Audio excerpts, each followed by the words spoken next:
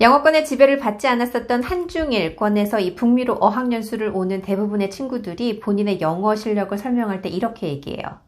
저는 머리끝부터 발끝까지 이과예요. 영어 인자를 찾아볼 수가 없어요. 유전자 안에. 저는 중학교 이후로 영어책을 펴본 적이 없어요. 영포자라고 들어보셨나요? 노베이스. 혹은 저는 영어 이 트라우마가 있어서 외국 사람 파란 눈만 보면 가슴이 벌렁벌렁거려서 심장 떨려서 안 돼요. 이렇게 구체적으로 설명해요. 본인의 영어 실력이 왜 안 좋은지, 뭐 때문에 안 좋은지 아주 구체적으로. 근데 이제 그거는 본인의 영어 실력을 표현하는 의지와 자유니까 뭐 그럴 수 있다고 생각하는데, 여기서 이 잘하고 못하는 거에 대한 기준을 좀 얘기를 해볼 필요가 있어요. 내가 토플이나 토익처럼 그 영어 공인 점수, 거의 만점에 가까운 점수를 가지고 있으면 나는 영어를 매우 잘하는 사람일까요? 혹은 내가 영어를 모국어로 가지고 있는 사람보다 유창함이 좀 떨어져요. 그럼 나는 영어를 매우 못하는 사람일까요?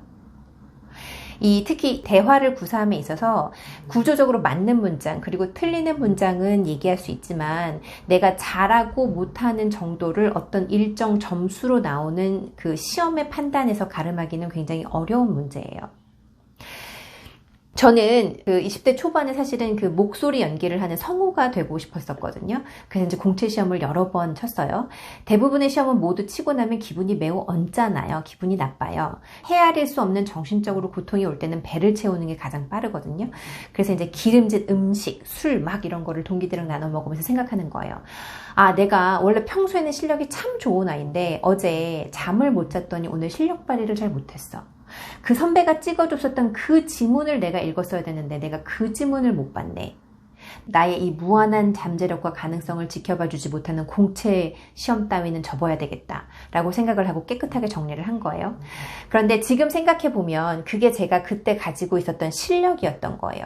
그런데 무엇 때문에 라는 이유를 찾고 싶었던 것은 내가 어떤 근간의 비난을 두고 그 실패로부터 자유로워지고 싶었었던 마음이 아니었을까라는 생각이 20년이 지난 지금에서야 드는 거예요.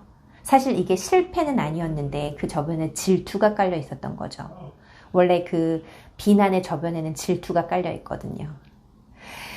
대한민국에서 영어 공교육을 10년 이상 받았지만 유창하지 않은 영어를 하는 것은 아주 당연하게 있을 수 있는 일이에요. 그런데 나의 실력을 어떤 이유와 정도를 붙여서 설명을 하고 싶은 것은 제가 생각하기에는 우리 각자의 마음 안에는 모두 다 나보다 영어를 잘하는 비교 대상의 누군가가 있는 거예요. 그 누군가는 우리 반에서 늘 1등을 하다가 그 외고를 갔었던 내 친구일 수도 있고 아니면 외국 유학을 다녀온 내 동창일 수도 있어요. 그 친구보다 내가 할 수 있는 영어가 적기 때문에 어느 날 나는 영어를 못하는 아이가 되었고 그 못하는 이유를 아주 논리정연하게 만들어 놓은 거죠. 내가 더 이상 다치지 않게 하기 위해서. 보통 머릿속에 잘못된 개념은 마음의 상처를 크게 주거든요. 자, 다시 영어 실력으로 돌아와서 내가 영어를 왜 못하는지를 볼 게 아니라 내가 가지고 있는 영어 실력들을 좀 구체적으로 따져볼 필요가 있어요. 영어는 읽고 쓰고 말하고 듣고 하는 능력들 중에서 내가 어떤 능력이 조금 1할이라도 나은 구석이 있어요. 1할이라도 낫다는 건 관심이 있는 거, 흥미가 있는 거예요. 그 흥미는 뭐 딱히 이유는 없어요. 그냥 내가 좋은 거예요. 내적 동기. 그 흥미가 원하는 거, 하고 싶은 거, 갖고 싶은 걸 만들어내요. 그 원하는 것이 목적, 이성적인 동기를 만들어내요. 예를 들면 이런 거예요.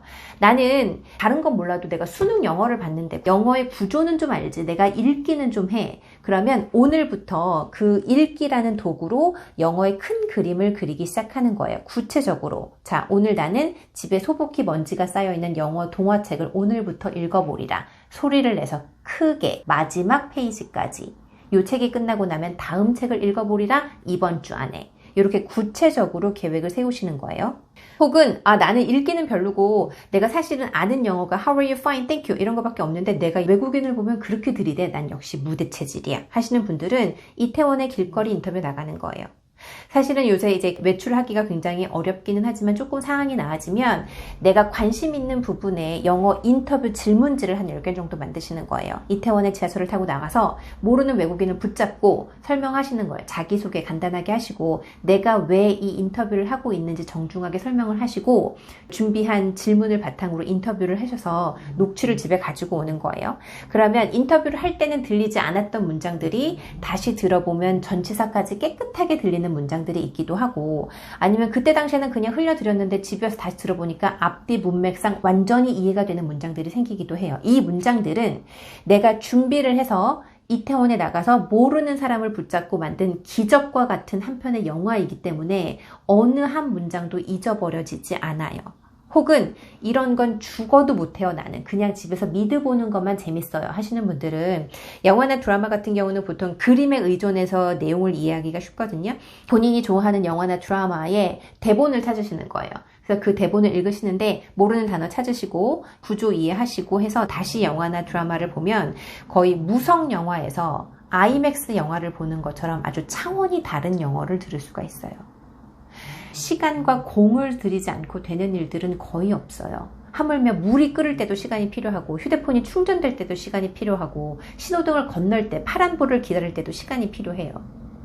하지만 물이 끓었을 때 휴대폰이 충전이 됐을 때 파란불이 켜졌을 때 우리가 할 수 있는 일은 어마어마하게 많아요. 나를 일정 궤도에 올리는 일은 나만 할 수 있어요. 오늘부터 시작하십시오. 토론토 김코치였습니다.